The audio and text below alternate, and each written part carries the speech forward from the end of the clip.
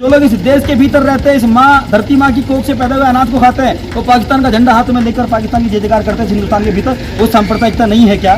Sir ऐसे जब अमरनाथ की यात्रा जाती है जम्मू कश्मीर के भीतर, अमरनाथ की यात्रा में जो हम श्रद्धालु जाते हैं उन पर गोलियां चलाई जाती हैं, और जो सेवा के वहाँ पर हमारे अमरनाथ की यात्रा में शिविर लगाए जाते हैं, उनको बम से उड़ा दिया जाता है, वो सांप्रदायिकता नहीं है क्या? माँ बहनों को झूठे प्रेम जाल में फंसाकर बहरूपिया बनकर लव जिहाद के नाम पर उन्हें छलकर हिंदू समाज को खोखला बनाने का एक प्रयास चल रहा है, एक षड्यंत्र चल रहा है। सांप्रदायिकता नहीं है क्या?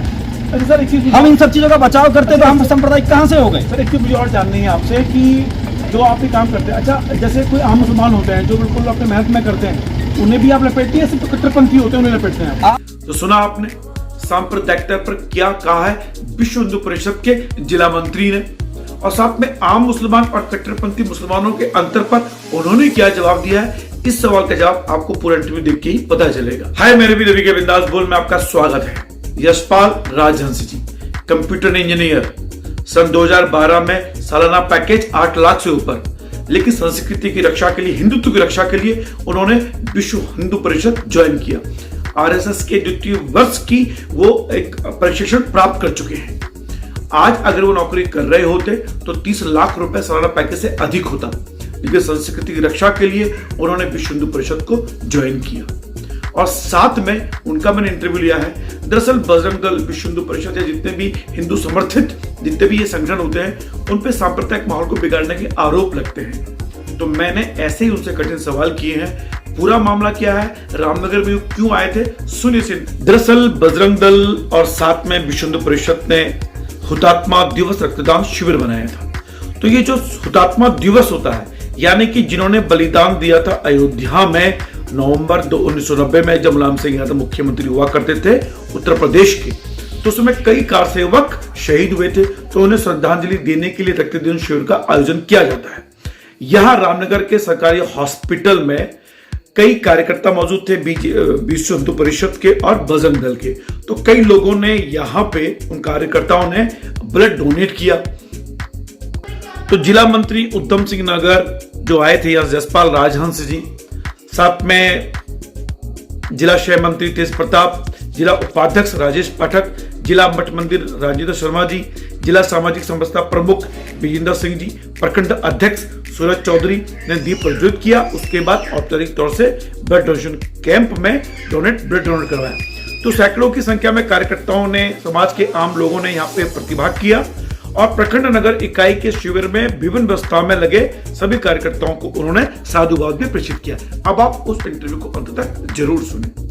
संपूर्ण भारतवर्ष में 2 नवंबर से लेकर 10 नवंबर तक हुतात्मा दिवस, 2 नवंबर 1990 में जो कार सेवक अयोध्या गए थे, और अयोध्या में जो बाबरी नाम का कलंक का ढांचा भगवान राम जन्मभूमि जन्मस्थलीय भूमि पर बनाया हुआ था, बाबर के सेनापति वीर बाकी ने बनाया था बाबर को प्रसन्न करने के लिए।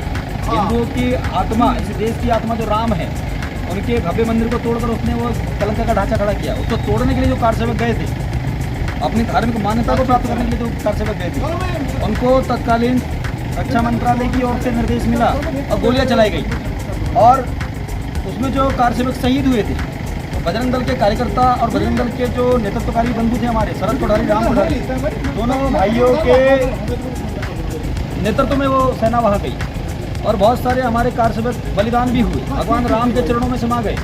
जो पावन पवित्र आत्माएं भगवान राम में विलीन हो गई, तो उनको हुतात्मा कहा जाता है। और हुतात्मा दिवस इसलिए मनाया जाता है कि उन कार सेवकों को सच्ची श्रद्धांजलि अर्पित करते हैं। और बजरंग दल का ध्येय वाक्य सेवा, सुरक्षा, संस्कार। अभी आप लोगों पे बड़े आरोप लगते हैं कि आप लोग सांप्रदायिक माहौल बिगाड़ते हो, आप बेमतलब की मोरल पॉलिसिंग करते हैं आप लोग, क्या ये आरोप सही लगते हैं आपको? जो आरोप लगाने वाले लोग हैं वो वही लोग हैं। अगर कोई हिंदुत्व के मान बिंदुओं को ठेस पहुंचाएगा, कोई जब गाय कटती है तो सांप्रदायिकता नहीं फैलती है क्या? हिंदू मंदिर के भीतर मूर्ति खंडित की जाती है तो सांप्रदायिकता नहीं फैलती है क्या? हिंदू मंदिर की पवित्रता भंग की जाती है और वहां पर मांस का टुकड़ा फेंका जाता है दंगा भड़काने के लिए, वो सांप्रदायिकता को भंग करने के काम नहीं है क्या? हिंदुस्तान के भीतर रहने वाला प्रत्येक नागरिक तिरंगे का सम्मान करता है, लेकिन पाकिस्तान और हिंदुस्तान का जब क्रिकेट मैच होता है, पाकिस्तान कहीं भूलवश जीत जाता है, तो जो लोग इस देश के भीतर रहते हैं, इस माँ धरती माँ की कोख से पैदा हुए अनाज को खाते हैं, वो पाकिस्तान का झंडा हाथ में लेकर पाकिस्तान की जय जयकार करते हैं हिंदुस्तान के भीतर, वो सांप्रदायिकता नहीं है क्या? सर ऐसे जब अमरनाथ की यात्रा जाती है जम्मू कश्मीर के भीतर, अमरनाथ की यात्रा में जो हम श्रद्धालु जाते हैं उन पर गोलियां चलाई जाती हैं, और जो सेवा के वहाँ पर हमारे अमरनाथ की यात्रा में शिविर लगाए जाते हैं, उनको बम से उड़ा दिया जाता है, वो सांप्रदायिकता नहीं है क्या? माँ बहनों को झूठे प्रेम जाल में फंसाकर बहरूपिया बनकर लव जिहाद के नाम पर उन्हें छलकर हिंदू समाज को खोखला बनाने का एक प्रयास चल रहा है, एक षड्यंत्र चल रहा है, तो वो सांप्रदायिकता नहीं है क्या? सर एक चीज हम इन सब चीज़ों का बचाव करते तो हम सांप्रदायिक कहाँ से हो गए? सर एक चीज मुझे और जाननी है आपसे कि जो आप ये काम करते हैं, अच्छा जैसे कोई आम मुसलमान होते हैं जो बिल्कुल अपने मेहनत में करते हैं, उन्हें भी आप लपेटते हैं, सिर्फ कट्टरपंथी होते हैं उन्हें लपेटते हैं? आप विवेकशील पत्रकार हैं, ये आपका मन भी जानता होगा, लेकिन आपने ये बात इसलिए पूछी है कि समाज के बीच में संदेश जाए। ये हिंदुस्तान है और जब भारत और पाकिस्तान का बंटवारा हुआ था तो हिंदुस्तान में रहने वाले सनातनियों ने कोई भेदभाव नहीं किया था। वो हिंदुस्तान को छोड़कर 1947 में अपनी इच्छा से गए थे, अलग देश की मांग की, हमने स्वीकारा और उन्हें अलग देश दिया। उसके बाद हमने ये बात भी स्वीकारी कि जो पाकिस्तान नहीं जाना चाहता वो हिंदुस्तान में रह सकता है मुसलमान। हमारे यहाँ कोई भेदभाव नहीं है। हम कहते हैं सर्वे भवन्तु सुखिनः सर्वे सन्तु निरामयाः सर्वे भद्राणि पश्यन्तु मा कश्चित् दुःखं भाग् भवेत्। उसमें कोई जात पात जाति धर्म नहीं है। लेकिन जब हिंदुस्तान के भीतर इस देश की मर्यादा को ठेस पहुँचाने का काम कोई करेगा तो मन को ठेस पहुँचती है। तो इस देश की संस्कृति की चिंता करने वाले संगठन है, बजरंग दल है, विश्व हिंदू परिषद है, मातृशक्ति दुर्गा वाहिनी है, तो अपने काम को अंजाम देंगे। जो बहरूपीय समाज को कहीं क्षति पहुँचाने का काम करते हैं उनके खिलाफ खड़े होंगे। रही सांप्रदायिकता की बात, हम कभी कोई सांप्रदायिकता को फैलाने का काम नहीं करते हैं, लेकिन कहीं कहीं मेरा सवाल था कि जो आम और कट्टरपंथी मुसलमानों को आप अलग अलग अंतर करते हो ना, उनमें आप बिल्कुल अंतर है। जो अच्छा नागरिक है, इस देश के भीतर सब बुरे नहीं हैं, लेकिन जो लोग गाय को काटने का और उनको खाने का काम करते हैं, गाय के शीश को काट कर कहीं ना कहीं टांग कर और हिंदुत्व को ठेस पहुंचाने का काम करते हैं, हिंदू बहन बेटियों को छलावे से झूठे प्रेम जाले फंसाने का काम करते हैं, वो लोग बुरे हैं। जो रहते हिंदुस्तान में, खाते हिंदुस्तान का, पाकिस्तान क्रिकेट मैच जीत जाए तो पाकिस्तान की जय जयकार करते हैं, वो लोग बुरे हैं। जो कहते हैं गुस्ताखी नबी की एक ही सजा, सर तन से जुदा, सर तन से, वो लोग बुरे हैं। ये देश संविधान से चलेगा, किसी सरिया कानून से नहीं चलेगा। ये देश संविधान से चलने वाला देश है। अगर मैं इस रूप में बड़ा प्रभावित हुआ हूँ, उन्होंने मुझको क्लियर कर दिया है कि जो आम मुसलमान मेहनत कर मुसलमान है उसके साथ है, उसके लिए हम खिलाफ नहीं है, पर हम कट्टरपंथी मुसलमानों के खिलाफ। जी रवि जी, एक विषय और बोलूंगा। जी बिल्कुल।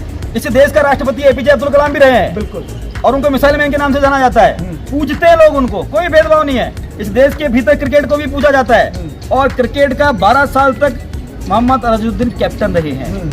एक खिलाड़ी के रूप में, एक नागरिक के रूप में उनको खूब सम्मान मिला है।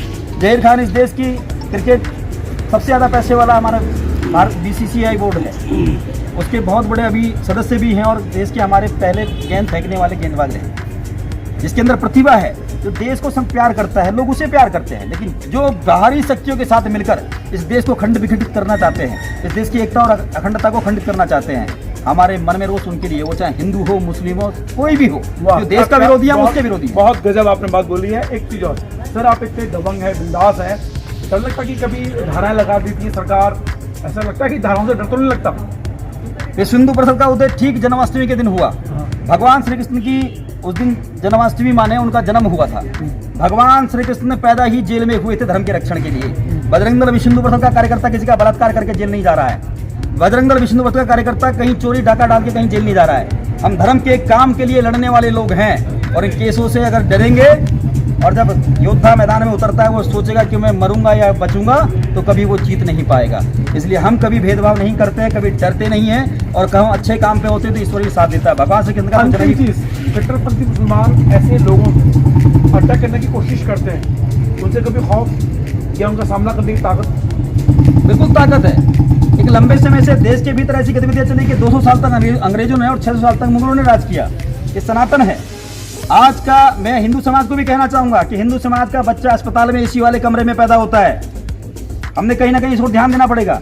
एसी वाले कमरे में जो संतान पैदा हुई हिंदू समाज की, फिर एसी वाली गाड़ी में बैठ के घर चली गई, और फिर एसी वाले कमरे में चली गई, वहां से निकल के एसी वाले किड्स प्ले स्कूल में पढ़ाई की, फिर एसी वाली क्लासों में चली गई, डिग्री कॉलेज में, जिससे हिंदू युवा ने अपना पसीना भी नहीं देखा, वो धर्म के लिए खून कहां से बहाएंगे। इसलिए चेतने की आवश्यकता है। महाराणा प्रताप, छत्रपति शिवाजी, इन सभी ने कहीं ना कहीं उदाहरण प्रस्तुत किए। जंगल में रहकर अपने आप को निछावर किया हिंदुत्व के लिए। गुरु गोविंद सिंह जी, उन्होंने अपने पुत्रों को ही वार दिया धर्म की रक्षा के लिए। तो डरने का विषय नहीं है। हम अपने पूर्वजों से कहीं ना कहीं सीखे। हम भगवान राम को मानते हैं, उनके हाथ में धनुष है। माँ दुर्गा को मानते हैं, अष्टभुजा, हाथों में कुछ ना कुछ है, तलवार है, कहीं खड़क है, कहीं धनुष है। हम भगवान भोलेनाथ को मानते हैं, उनके हाथ में त्रिशूल है, जो कालों के काल है, महाकाल है। हम जिनके उपासक हैं उनके हाथ में कहीं ना कहीं प्रतिकार करने की भी हमें संदेश मिलता है। शास्त्र और शस्त्र दोनों का ही अनुसरण करते हैं, तब कहीं जाके अपने आप को बचा पाएंगे। और जो लोग धमकियां देते हैं वो कुत्ते हैं, वो डरपोक लोग हैं। हम डरने वाले लोग नहीं हैं। जो मंचों से बोलकर अपनी गाड़ियों में बैठ जाते हैं जेट प्लस सिक्योरिटी में, वो कभी समाज के बीच में काम करने का दावा नहीं करते। देखिए, ये है जिला मंत्री विश्व हिंदू परिषद और बजरंग दल, है ना? बहुत शानदार बोले हैं। आप सुनेंगे इंटरव्यू, मुझे लगता है कि इस तरह के विचार उन्होंने स्पष्ट भी कर दिया है। सांप्रदायिक माहौल बिगाड़ने की चीज़ें, लेकिन हाँ, जो सांप्रदायिकता फैलाने की कोशिश करेगा उन्हें कड़ा जवाब मिलेगा, ये कहना चाह रहे हैं। अच्छा बताइए, कितने लोग अभी तक ब्लड डोनेशन दें? अभी मात्र 1.5 से 2 घंटे हुए हैं इस रक्तदान शिविर को चलते हुए, हाँ हाँ। और लगभग 3 दर्जन लोगों ने, 35 से 36 लोगों ने अभी तक रक्तदान किया है। अच्छा, आप कहाँ से आए हैं? मेरा मूल निवास वैसे बाजपुर है, और हाँ। हमारे अंतर्गत 5 प्रखंड आते हैं, जसपुर, काशीपुर, बाजपुर, रामनगर, सुल्तानपुर पट्टी। सभी जगहों पर अपना जाना रहता है। एक लंबे समय से, एक 10 वर्ष से भी अधिक समय से निरंतर कार्यकर्ताओं के मध्य जाकर, समाज के बीच में जाकर कार्यकर्ताओं को जोड़ने की पद्धति जो हमें संगठन ने सिखाई, उसके माध्यम से काम चल रहा है। आज ये कार्यक्रम 10 तारीख को रामनगर में हो रहा है, 9 तारीख को कल काशीपुर में हुआ था, वहाँ भी 50 से अधिक रक्तदान हुआ 3 घंटे के भीतर, और 13 तारीख को बाजपुर में रक्तदान शिविर लगना है। बहुत बहुत धन्यवाद। फिलहाल रवि के बिंदास में सुन रहे थे युवा नेता को, युवा कार्यकर्ता को, युवा समाज सेवी को, युवा बजरंगी को। फिलहाल रवि के बिंदास देखने के लिए शुक्रिया।